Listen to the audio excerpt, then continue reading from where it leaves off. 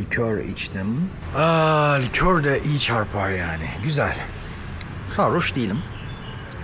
Yok ben sarhoş olunca sarhoş değilim diyenlerden değilim. Ben sarhoş olunca sarhoşum diyenlerden. Biraz çakır keyiflik var. Çok hafif. Fazla değil. Alkol sağlığa zararlıdır. Alkol sağlığa zararlıdır. Sigara sağlığa zararlıdır. Ama kapitalizm kadar değil.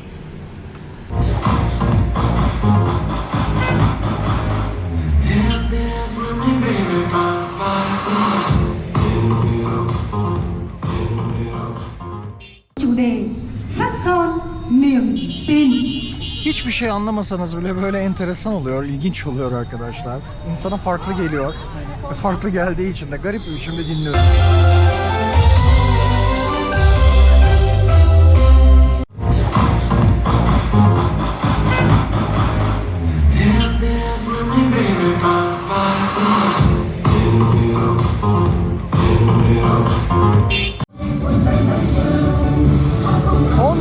Parti kongresi arkadaşlar.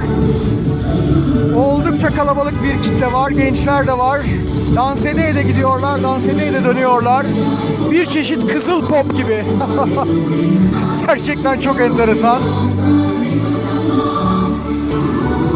Böyle arka tarafa doğru kitle devam ediyor. Pazar yerine doğru. Bu 14. Parti kongresiymiş arkadaşlar. Vietnam Sosyalist Partisi tarafından düzenleniyor. Ben biraz uzaklaştım. Orada konuşma şansım yok. Sesimin duyulma şansı yok. Alışık olduğumuz görüntülerden farklı. İnsanlar, gençler o tarafa doğru akıyorlar.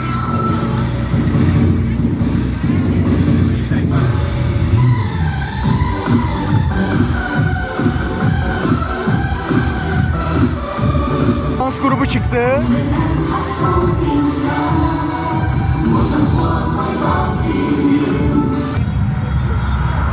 Sosyalist Parti kopuyor arkadaşlar.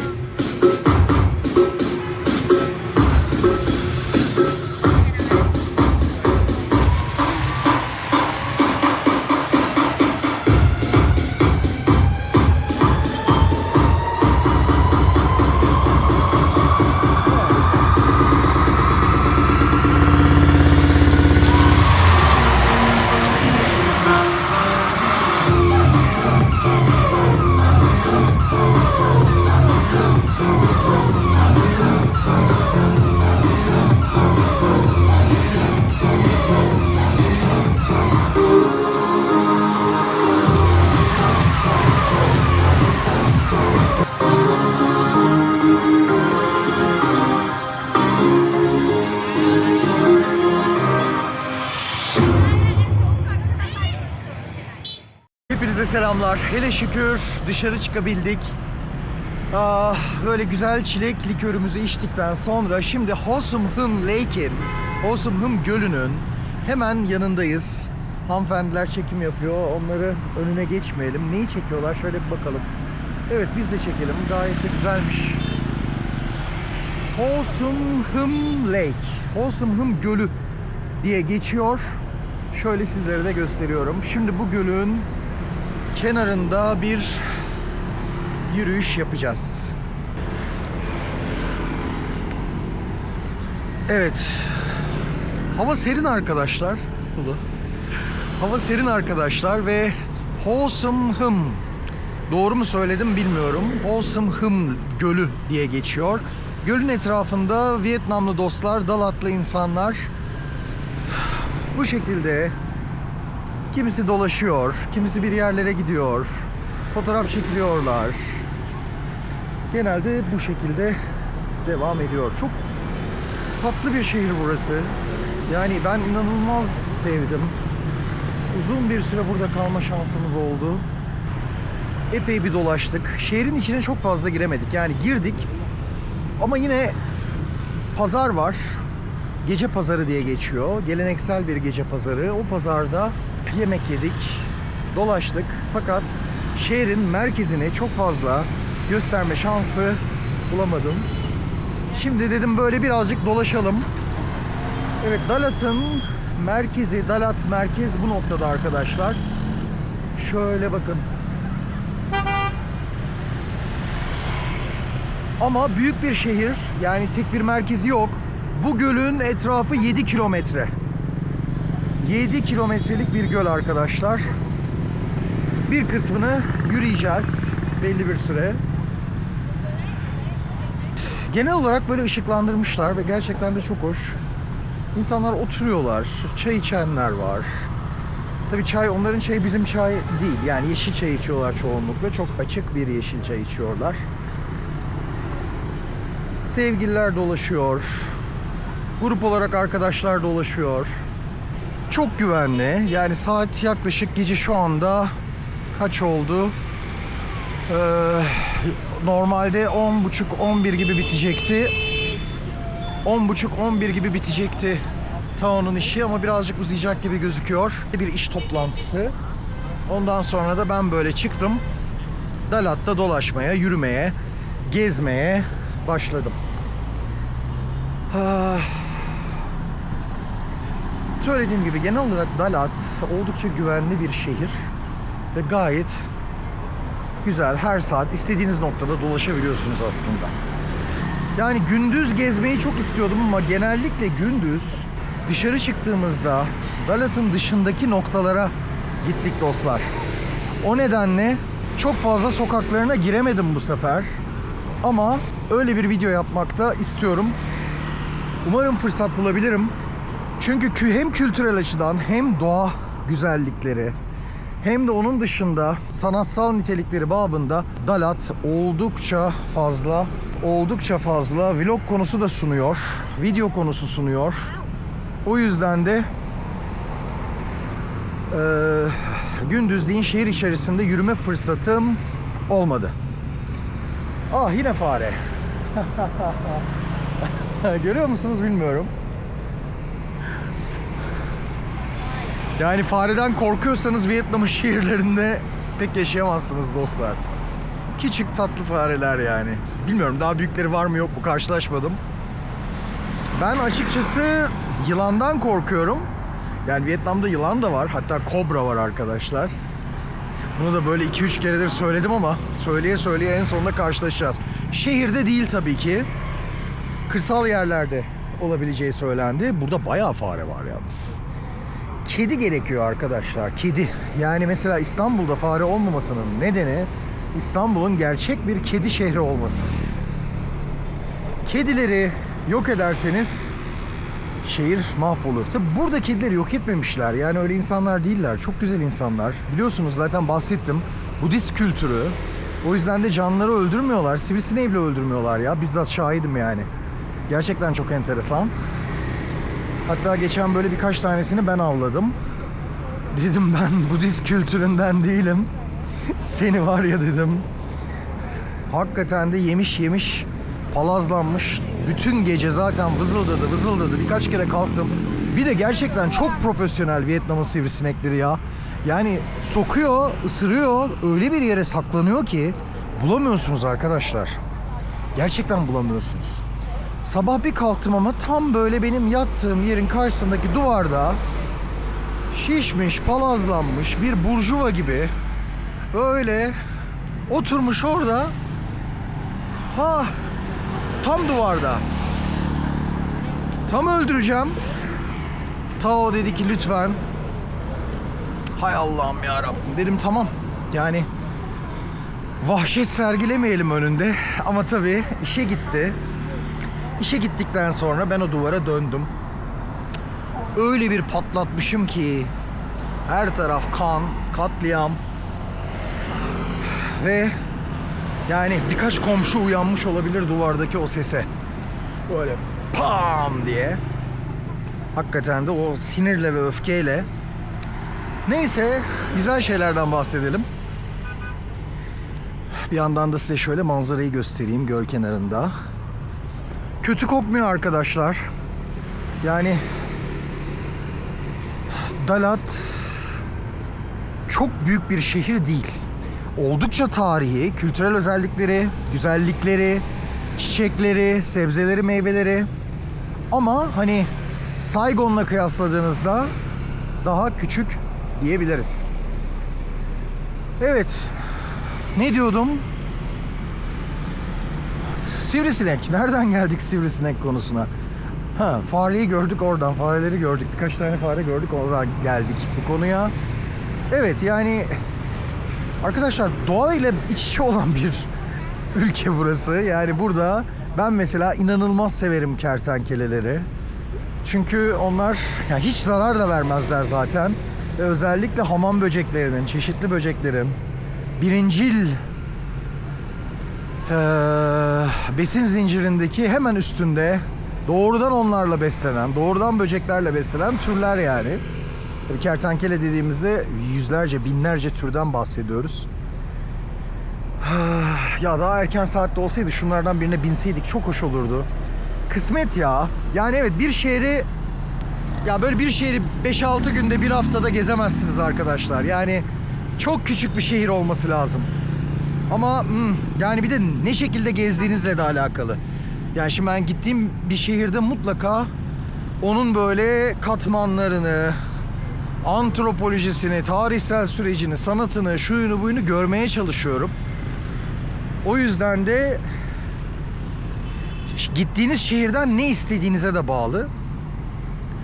Bana 4-5 gün çok da fazla yetmiyor.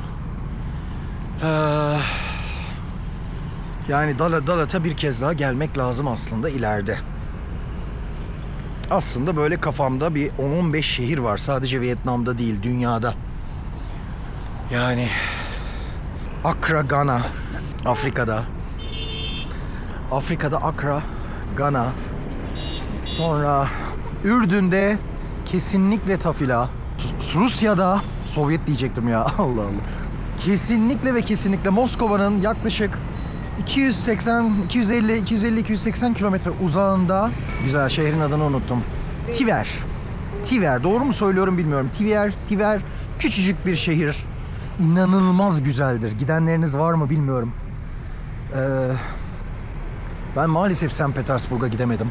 Aslında herkes bana St. Petersburg'un benim yerim olduğunu söyledi. Moskova'ya gitmiştim. Yaklaşık bir hafta kadar orada kalmıştım zamanında.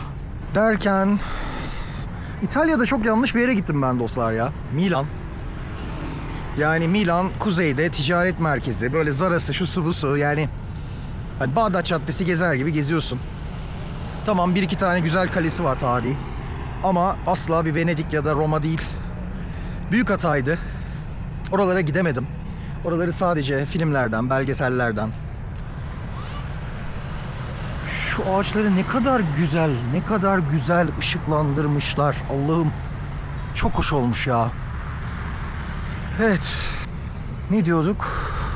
Amerika'da Chicago'ya gittim. Bence Chicago çok güzeldi. Indiana'ya gittim. Hoştu, sakindi. Kiliseler şehri gibi geldi bana. Miami'ye gittim. Ya çok inanılmaz pahalıydı. Hiç bana göre değildi. Miami'den hiç hoşlanmadım. Ama Chicago, yani orada blues, caz dinlemek, siyah kültürü takip etmek. Gençtik de o zamanlar. Yani kaç yaşındaydım ki bundan kaç sene önce? Bayağı geçti arkadaşlar ya. 20-25 sene önceden bahsediyorum. Güzel zamanlarda gittik. Şimdi tabii korkunç şeyler yaşanıyor. Ama yani dünyaya bunları yapan bu tip bir devlet dönüp dolaşıp bir şekilde tabii ki kendisine de vuracaktı. Neyse, politikaya girmeyeceğim. Konuşmayacağım. Susacağım. Ne diyorduk? Evet, buraları gezdik. Amerika'da Chicago'ya gitmek isterdim tekrar.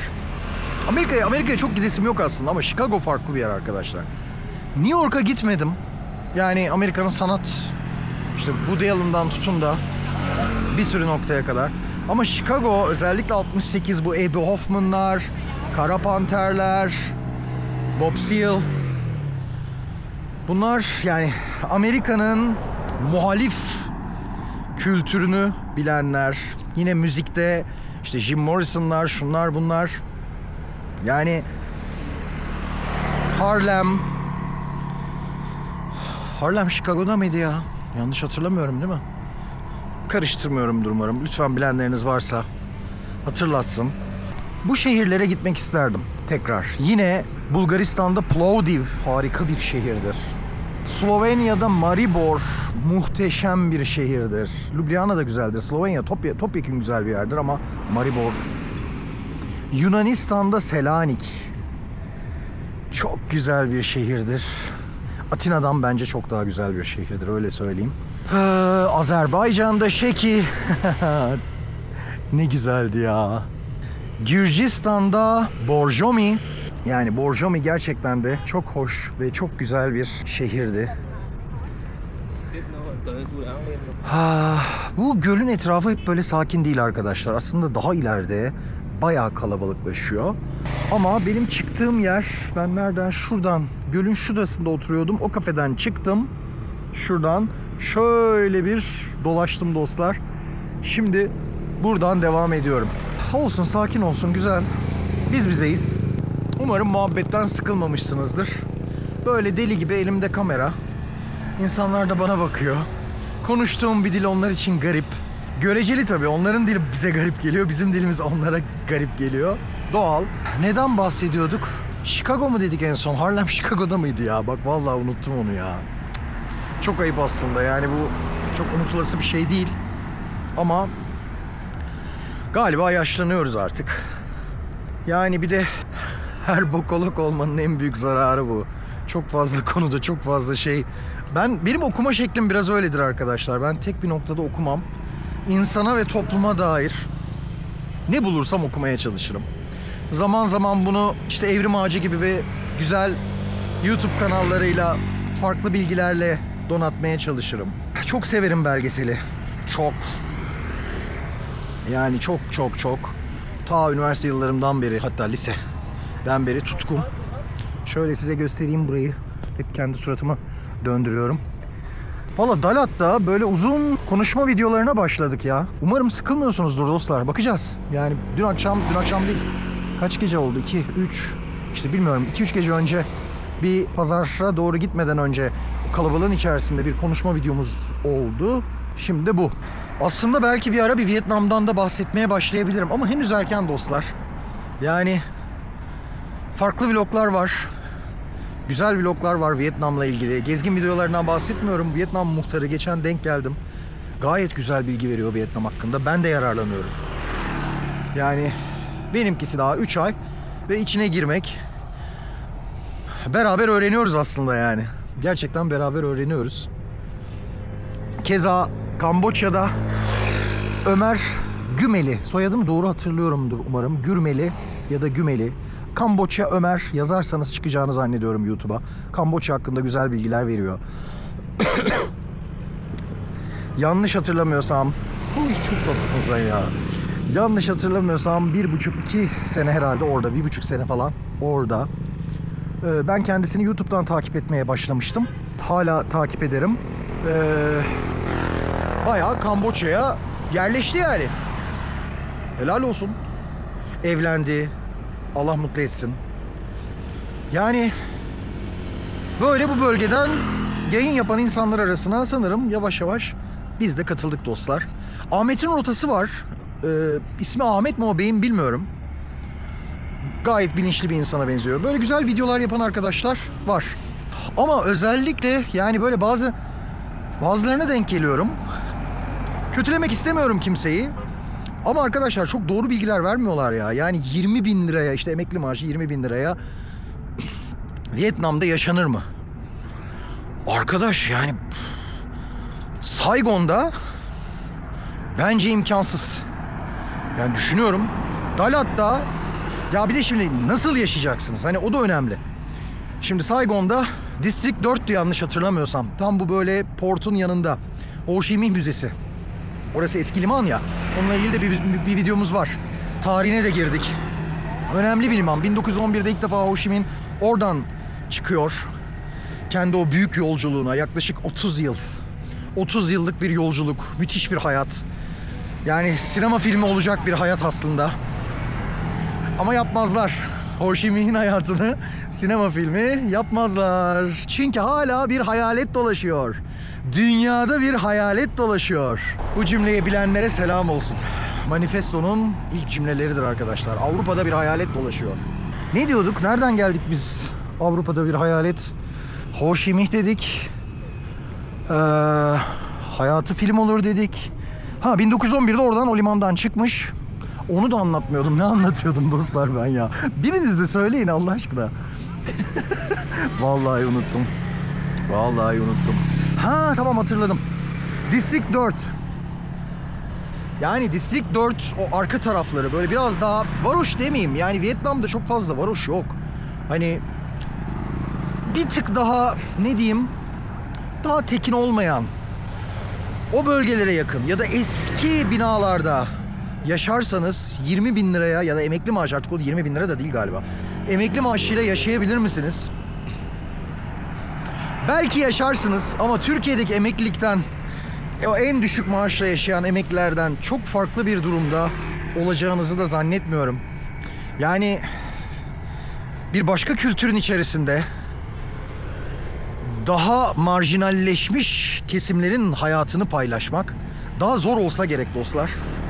Ben böyle düşünüyorum. Yani bana birazcık tıklama gibi, yani YouTube işte like alayım, şunu yapayım, bunu yapayım gibi geliyor bana emekli maaşıyla yaşamak. Ha, üst düzey emeklisindir. Olabilir. Ona bir şey demem. Ama onun dışında zor. Diğerleri hakkında bilmiyorum. Hanoi'de olur mu, olmaz mı? Dalat'ı artık yavaş yavaş hissediyorum. Bence Dalat'ta da olmaz. Yani bence Dalat'ta da olmaz. Ama şunu söyleyebilirim. Dalat Saigon'a göre bir tık daha ucuz. Yanlış bilmiyorsam Saigon en pahalısı arkadaşlar. Yani şöyle şu tarafı göstereyim. Kendimi çok gösterdim yine. Saigon en pahalısı. Bizzat yaşıyorum yani. Gerçekten. Hani ben özellikle internetten de bir miktar gelirim olduğu için ve aynı zamanda Türkiye'den de bir miktar gelirim olduğu için ben zaten 20 bin liraya yaşayan kesimden değilim. Ama işte emekli maaşıyla yaşama dediğiniz, biraz daha bunu arttırabilirseniz, yani emekli maaşını mesela 1,5-2'ye katlayabiliyorsanız rahatlıkla, o zaman yaşarsınız bence dostlar. Tabii yaşarsınızdan kastım şu önemli. Yani nasıl yaşadığınıza da, eğer işte atıyorum haftada 2-3 gün eğlenceye, bakın ben yani gece videosu yoktur bende. Barlar Sokağı'na ben Saigon'da 3 aydır gitmedim. Yani bir gün giderim. Hani böyle bir karşıtlığım falan yok. İşte asla öyle bir tepkim yok. İnsanların yaşamları kendilerini ilgilendirir. Bir başkasını taciz etmiyorlarsa, zorla herhangi bir şey yoksa kendilerini ilgilendirir. Ama ben tercih etmiyorum. Yani bahsetmiştim. Ya İstanbul, Kadıköy, Taksim. Benim gençliğim de biraz oralarda geçti. Şimdi bu yaştan sonra gideceksin. Ha, bir gözleme gidilir. Bir gün beraber gideriz de yani. Ama onun dışında artık eğlenemiyorum. Yani uzun zamandır. Benim yaş artık 48 olacağım arkadaşlar. 47'yim şu anda da. Gencim daha. 48 olmadım daha. Olacağım ama az kaldı. Nisan yani. 13 Nisan. 13 Nisan doğumluyum ben. İnsan yoruluyor ya. Gerçekten yoruluyor. Ya gençken dostlar hani 2-3 gün uyumazdık. Taksim'de o bardan o bara Atlas. İşte Kadıköy, Akmar. Şu bu yani. Ama belki o dönemlerde enerjiyi oralarda verdik de artık enerji mi kalmadı bilmiyorum. Fakat yani böyle huzur içerisindeki bir bahçe ve özellikle konuşabileceğin bir ortam bence çok daha hoş ve çok daha güzel. Yani Led Zeppelin'leri falan zamanında da dinlerdim. Ama işte Sepultura diye bir rock grubu vardır. Benim yaşıtlarım ve biraz daha bu konularla ilgili olanlar bilir. Nasıl dinliyormuşum? Bloody Roots, Roots, Bloody Roots. Ya hakikaten insan gerçekten de yaşlanıyormuş dostlar. Yani nasıl dinliyormuşum Sepultura'yı? Max Cavalera. Güzeldir de adam, güzel adamdır ya. Böyle enteresan bir kafadır. O yüzden de o nedenle Saigon'da böyle bir hani gece hayatı ya da şu ya da Tayland buraya çok yakın mesela. Yani 2 adım sınır komşusu arkadaşlar. Ama hiç yazdı zaten, hani bütün Tayland için asla söylemem. Ben Tayland'a gidersem eğer çok başka bir video yapmak için giderim. Phuket'teki seks işçileri, işte şu bu. Ya bir ülkeyi sürekli bu şekilde göstermek, bilmiyorum, hani kim canı ne istiyorsa onu yapsın. Ama pek bana göre ya da benim dünya anlayışıma göre değil dostlar. O yüzden de Tayland'a giderim. Gidersem de bambaşka bir video çıkartmaya çalışırım. Bir de yani farkındasınızdır, bu benim profesyonel işim değil zaten. Yani işin o tarafı da var. Beraber geziyoruz dostlar, olay bu yani. Ama çok teşekkür ediyorum. Valla ben hiç ummuyordum. 1000 aboneye yaklaştık. Hepinize. Yani böyle tek tek isim vereceğim. Kemal abi. Ama diğer insanlara ayıp olacak. Başka insanları gördüğümde hatırlıyorum. Hepinize çok teşekkür ediyorum. Özellikle böyle o yorumu bırakmayan Kemal abi, ellerin dert görmesin. Tekrar teşekkür ediyorum kendisine. Valla ben yine ne dediğimi unuttum ya. Valla dostlar, bu 7 kilometrelik göl kenarı, 7 kilometreymiş bu yol. Yani böyle gölün etrafı anlamında söylüyorum. Çıktık ama biz başka bir yerden çıktık ya. Yani burası bu kadar boş değildi. Burada böyle insanlar vardı, bayağı bir kitle vardı. Valla ben iyiyim de video çok boş oldu gibi. O yüzden. Ciao. Valla alışık da değiller. Ben böyle iri yarı, sakallı bir adam. Elimden geldiğince yumuşuyorum. Hani hoş bir şey değil çünkü karşınızdaki insanı ürkütmek. Ama çok tatlılar. Yani biraz bazen böyle ilginç bakıyorlar. Gülümsüyorum. Hani çünkü ya yok, Vietnam ya. Vietnam'da ürkeceklerini zannetmiyorum. Çok güzel çünkü gerçekten çok huzurlu arkadaşlar. Gerçekten çok huzurlu. Özellikle böyle kendini bilen, düzgün insanların gelmesini ben çok isterim. Burada gerçekten de çok güzel dostluklar, çok güzel ilişkiler kurabiliyorsunuz. İnsanlar çok naif, inanılmaz dürüst, çok temizler ya gerçekten. Bu ne ya? Valla kocaman bir köpek zannettim arkadaşlar. Ya çok korkmam köpekten aslında ama bazı köpekler var ki yani böyle gezen insanlar bilir. Bir sokağa girersiniz. Bu kamera her şeyi göstermiyor bu kamera. Bu kamera kapanıyor öyle anlarda. Yani pozitif olalım diye hiç negatif bir şey yaşamadığımızı zannetmeyin dostlar. Yani bazen öyle yerlere giriyorsunuz ki bilmiyorsunuz çünkü. Bir de beni yani izlemişsinizdir videolara. Ben çat diye bir sokağa dalarım. Burada sokak yok, dalamıyorum. Yani bu taraf göl, bu taraf dümdüz böyle bir duvar yani orman. O yüzden de biliyorsunuz normalde girerim yani. Ve o yüzden de ister istemez bazen istemediğiniz olaylarla da karşılaşabiliyorsunuz. Ne çok konuştum ya. Vallahi çenem açıldı ya, yemin ediyorum. Normalde bu kadar konuşuyor muyum? Galiba evet. Yani ilk tanışmalarda belki değil. Daha sessiz ve gözlemlerim. Ama belli bir yakınlıktan sonra evet. Kafa şişiririm yani. Çok tatlı değil mi şurası? Gidelim mi oraya? Gölün kenarındayız.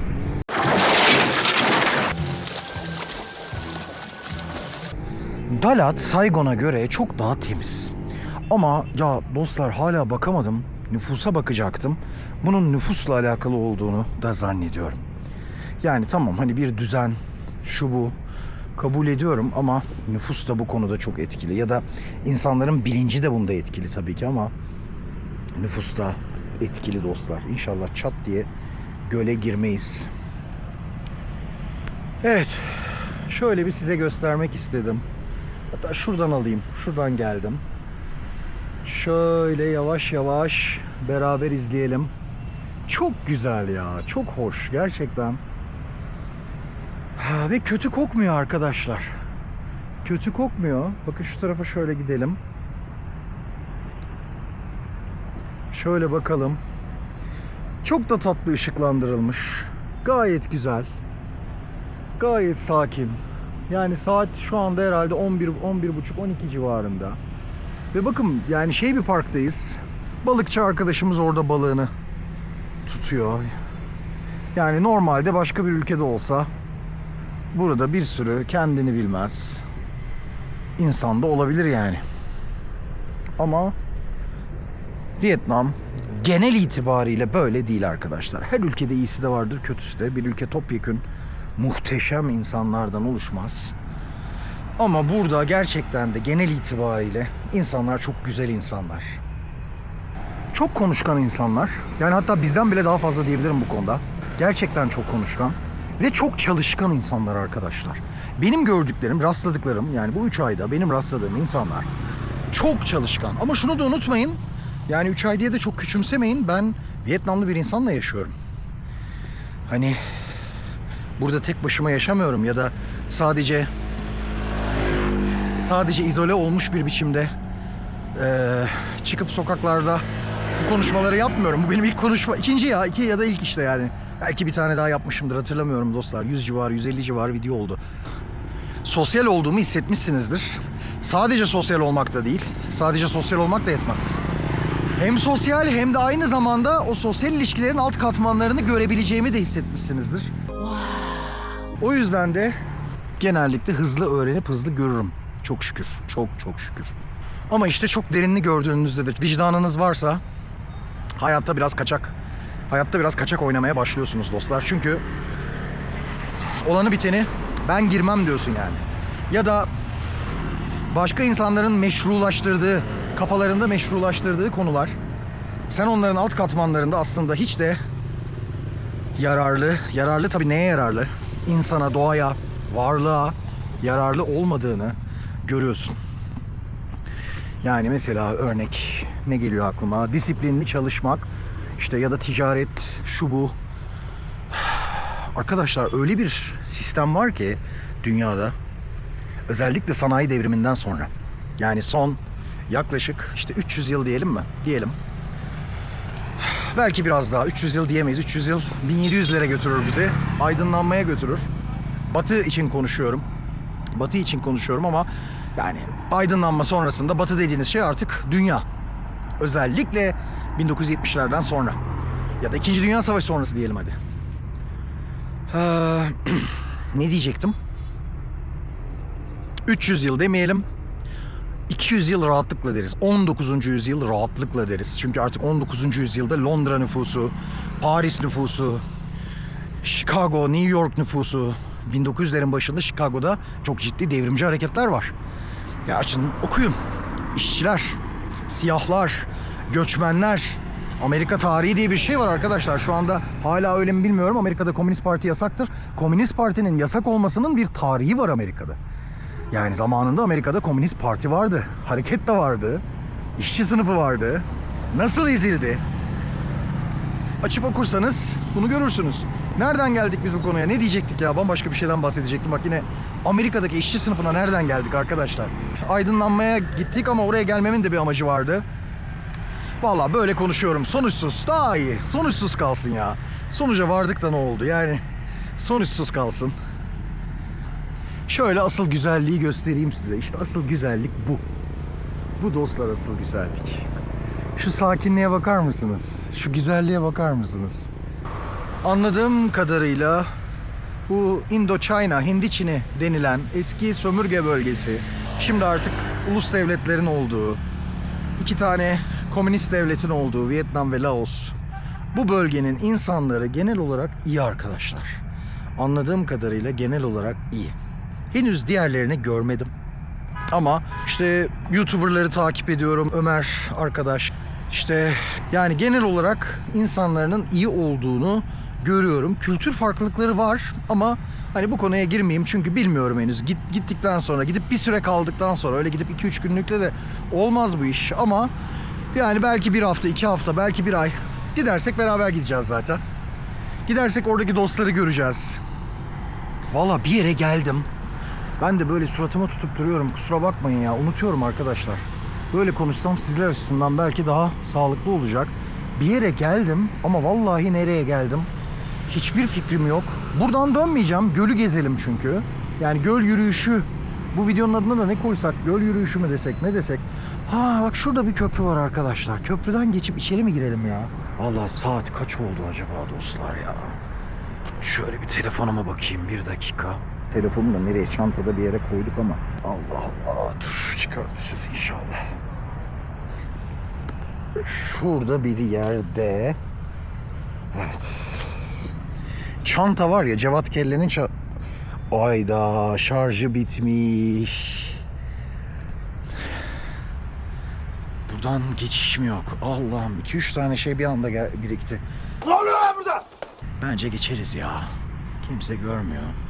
Çökmezse bir sorun olmaz. Geçiş mi yok? Niye burayı kapatmışlar? Şarjımız bitmiş dostlar.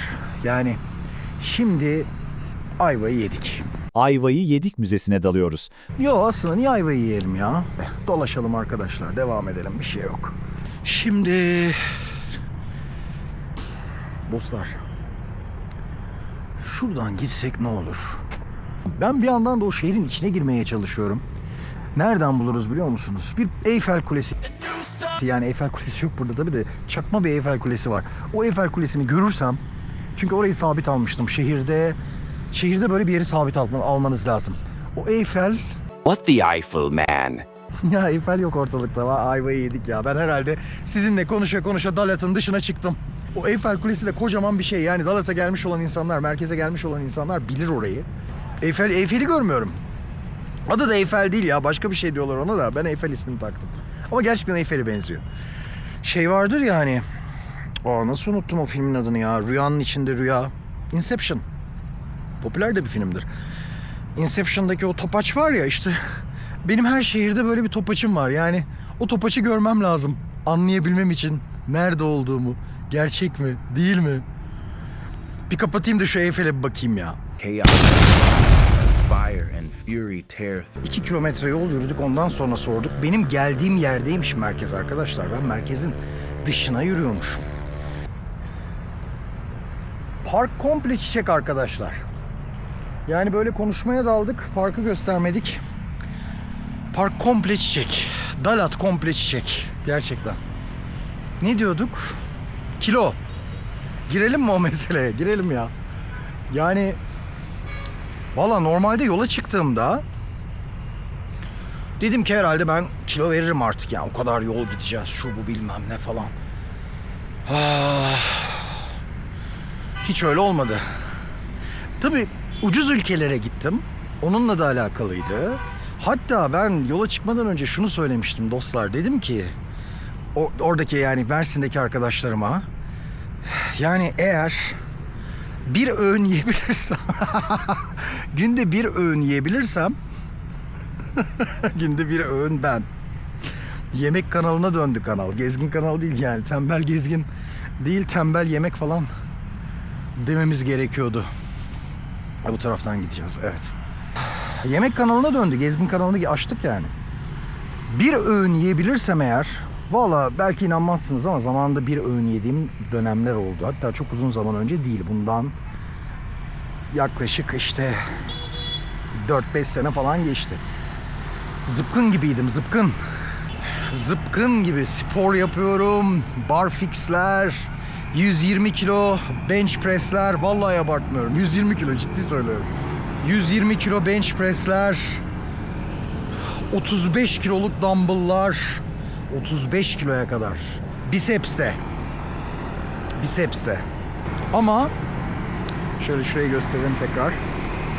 Yolun ortasında yürüyoruz ama kaldırım yok. Ya işte Vietnam'ın bir sorunu bu dostlar. Yani yaya olmak Vietnam'da ayrı bir dert. Gerçekten zor. Gerçekten zor. Ya ben seviyorum ama ya ben kaosu seviyorum çünkü. Benim ruhum da kaotik. Hissetmişsinizdir iyi gözlemleyenler. Kilo verecektim.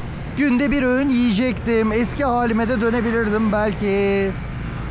Ama arkadaş, yok Gürcistan'ın neydi ya? Kaçapuri. Gürcistan'ın kaçapurisi. Şuradan bir karşıya geçelim de kaçapuri derken cennette kaçapuri yemeyelim. Cennete de gittik hemen yalnız. Yok Azerbaycan Şeki'nin pitisi. Allah Allah. Yok ne oldu Kazakistan'da? 5 parmak. Kırgızistan'a geçtim. Allah Allah. Orada da yine at eti. Sonra Özbekistan, aman olay koptu zaten Özbekistan'da.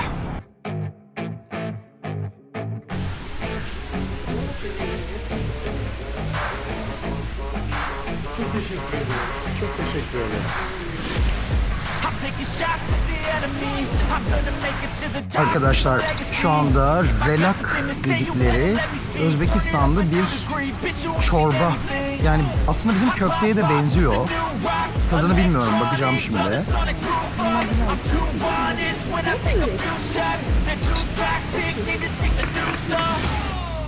Aristoteles der ki olay koptu. Hamur işleri, şekerler, tatlılar. Of. Vietnam'a geldik. Burası da güzel. Burası da çok çok güzel. Deniz ürünleri. Derken bizim kilo olayı bitti arkadaşlar. Kilo almamışım. Yani işin garibi. Ama öyle tek öğün mekün. Ne olacaktı tek öğün olsaydı? Çok güzel olacaktı. Kore'ye gidebilecektim.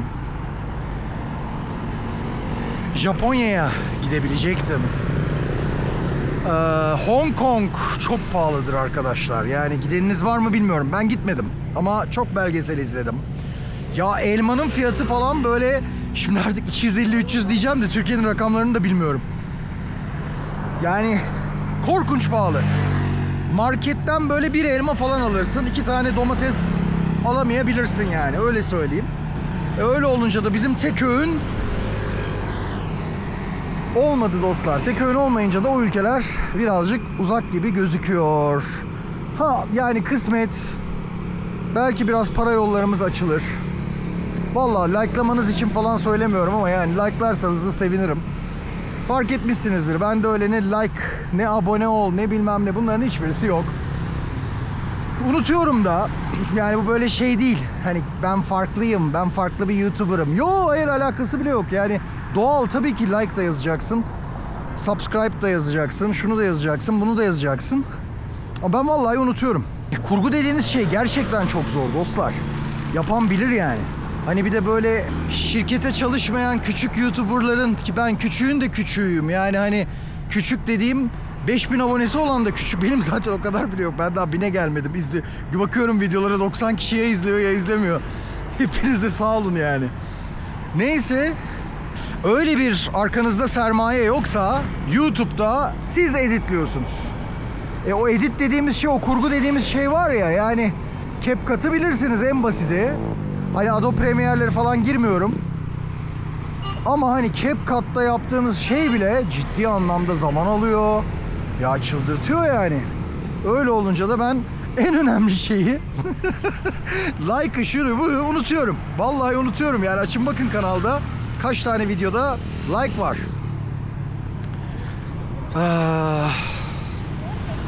Neyse, hepimizin canı sağ olsun. Türkiye aslında like pratiklerinde iyi bir ülke.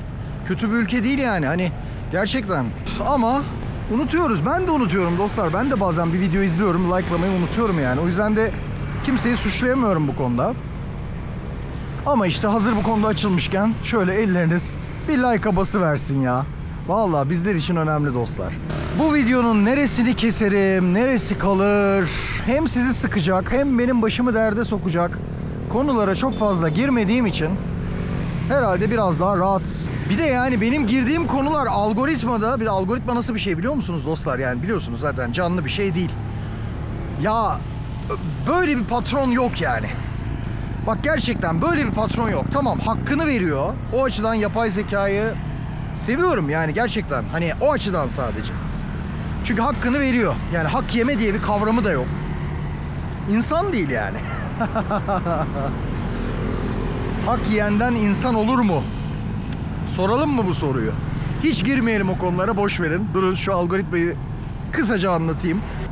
Çok hızlı bir biçimde yazdığınız, konuştuğunuz, gösterdiğiniz her şeyi anında kapıyor. Batman Dark Knight filmini izlemiş miydiniz? Bence izleyin. Eski bir filmdir ama eskiden bile vardı o teknoloji. Benim Eyfel nerede? Hah, vallahi billahi bak galiba şu. Ben de şu zannetmiştim ya. Kırmızı kırmızı yanıyor dedim. Şurada, dur bakayım gözüküyor mu ya? Parmağımın ucunda. Şunu bir ikiye alayım. İnşallah gösterebilirim. Göremedik yine, çok uzaktayız. Derken abicim ne diyordum? Yakalayabilecek miyim? Batman Dark Knight. Niye dedim ben Batman Dark Knight? Batman Dark Knight'ta bir sahne vardır. Cep telefonundan yakalarlar. O teknoloji artık o kadar geri bir teknoloji ki cep telefonundan yakalanır. Joker'in nerede olduğu, ne yaptığı falan filan. Arkadaşlar YouTube'da şuradaki her kelime net. Yani ben mesela Trump'a sövdüm. Dünyadaki herhangi bir diktatöre sövdüm. Sanki bir tek Trump var. İşte ne bileyim, sınıf kavramını ortaya çıkardım. İşçi sınıfını savundum. Hoşi mih dedim. Şunu dedim, bunu dedim. Benim videoya güle güle. Diyeceksiniz ki bunların farkındasın, niye yapıyorsun? Arkadaşlar, bazen bazı olgular, inandığınız bazı olgular her şeyden önemlidir. En azından her şeyi geçtim, okuduğunuz onca adam öteki tarafta size çöker. Sen ne yaptın? Kız tavlamak için mi? Sen ne yaptın? Şov yapmak için mi? Bilginin kibiriyle dolaşmak için mi? Bunun için mi bizim yazdıklarımızı okudun diye şöyle göstereyim size. Adama çökerler arkadaşlar. Ben buna inanırım. Ya bütün bu okuduklarından bir inanç oluşturuyorsun. Bir dünyaya bakış açısı oluşturuyorsun. Neyin canlılara daha yararlı olduğunu, dünyaya daha yararlı olduğunu, hangi fikirlerin daha zararlı olduğunu, hangi pratiklerin daha problemli olduğunu bir parça da olsa sonsuz bir evrendeyiz. Asla tamamını hiç kimse yakalayamazsa. Ne tamamı? Onda birine, yüzde birine, binde birine, milyonda birine, belki de milyar, trilyonda birine ulaştık mı acaba? Ulaşamazsın. İmkanı yok. İmkanı yok. Kendi ilgilendiğin konularda bile en fazla bu kadarına ulaşırsın. Bütün alanlar sonsuz dostlar. Yani işte klasik pratiklerle ilgileniyorsan bunları bilme şansın yok. Hayatı işte sadece para kazanma ya da sadece ticaret ya da sadece şu, sadece bu şekilde görüyorsan, yani aslında şanslı olan sensin, şanssız olan benim. Bakın koşu yapan, spor yapan insanlar, yürüyüş yapan insanlar. Xin chào. Coştuk yine. Düşürdük vallahi algoritmada yine. Yine en diplerdeyiz. Olsun be. Olsun. Arkadaşlar şaka maka gölü döndük ya. Vallahi bak benim böyle saçma sapan inatlarım vardır. Fark etmişsinizdir. Benim inadım tutmaz.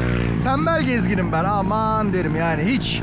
Ama böyle benimle oyun oynarken ya da böyle kendimle bir şeye yarışacaksam başkasının yaptığı da hiç gözüm olmaz. Hiç. Helal olsun derim.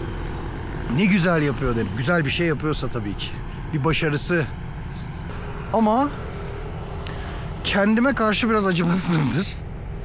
Böyle enteresan, saçma sapan amaçlar edinir. Mesela bu gölü bitireceğim. Demedim bunu ama bitiriyoruz. Bitirdiğimi fark edince de böyle mutlu oldum. Böyle enteresan bir durum. Saçma, eblehçe bir şey yani. Şu karşı kıyıyı görüyorsunuz değil mi? O gençler demişti geri dön diye. Buradan dönmeksi çok zordur diye. Şimdi döndüm diye bağırasım var. Hala orada oturuyorlar. Ah. O kuleyi de göstereceğim size, o Eyfel Kulesi'ni. Ama vallahi billahi şarj azaldı.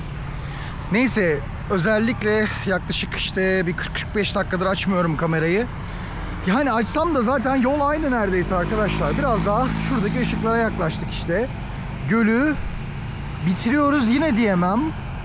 Yani tahmin ediyorum bir 3 kilometre var. Gerçi ben baya yani bu 3 ayda Saigon'da bir yaymışım tembel gezgin olarak. Bir yaymışım. O işte nerelerde? İşte Kazakistanlar, Kırgızistanlar, Azerbaycan şekiler. Oralardaki o atikliğim yok. Gürcistan'da değil. Gürcistan'da yeni başlamıştım. Ama sonra böyle yavaş yavaş, hani Bakü'de de birazcık bir ağırlık vardı üzerimde. Çünkü neden?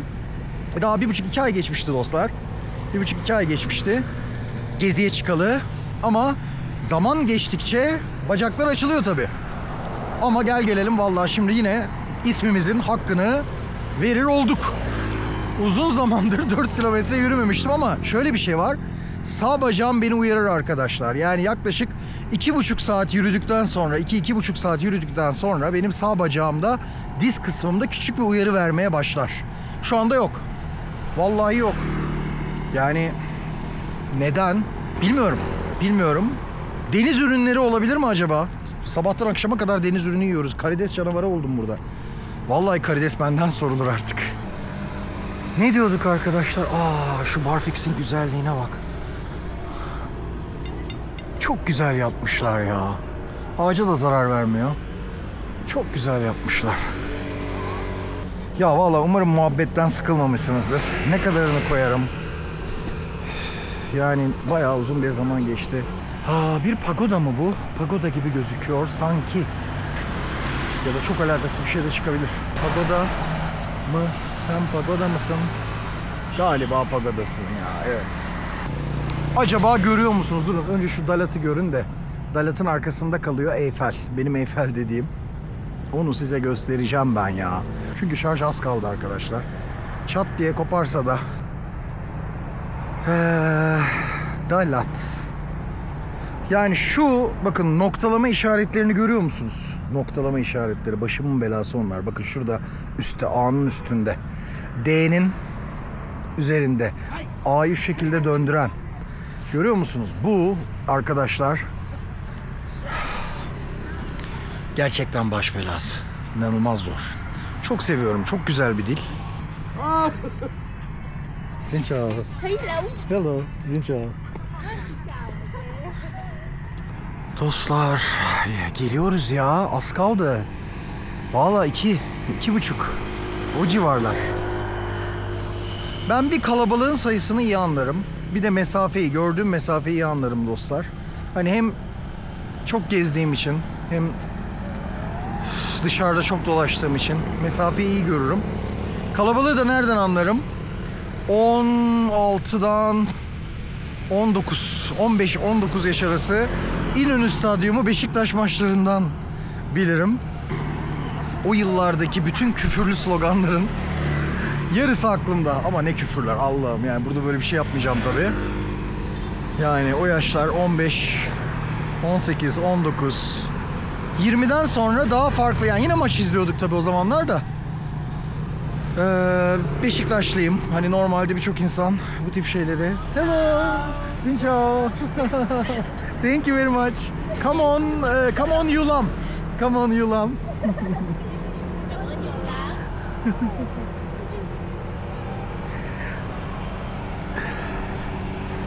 Çok güzel gençleri ya. Çok güzel gençleri. Nasıl tatlı, melek gibiler. Melek gibiler. Ne diyorduk dostlar? Beşiktaş maçı diyorduk. Ya vallahi olsa da şöyle Beşiktaş Fenerbahçe maçı. Bak hakikaten çok izleyesim geldi ya.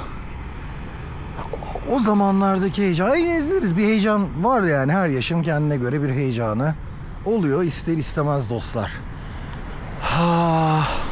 Size çevreyi gösteriyorum. Valla gölün ismini en başta söyledim. Yine unuttum. Yani böyle bazen size Vietnam'da isimleri söylüyorum. Şehir, sokak, şehir ismini hatırlıyorsunuz. O kadar da değil de. Sokak isimlerini falan söylüyorum ama çok bilmişlik yaptığımı düşünmeyin. Fazla değil. 10 cümle sonra unutuyorum. Gidiyor yani. Gerçekten daha... Tao diyeni biliyorum. Tuduk. Orayı biliyorum. İşte birkaç yeri biliyorum.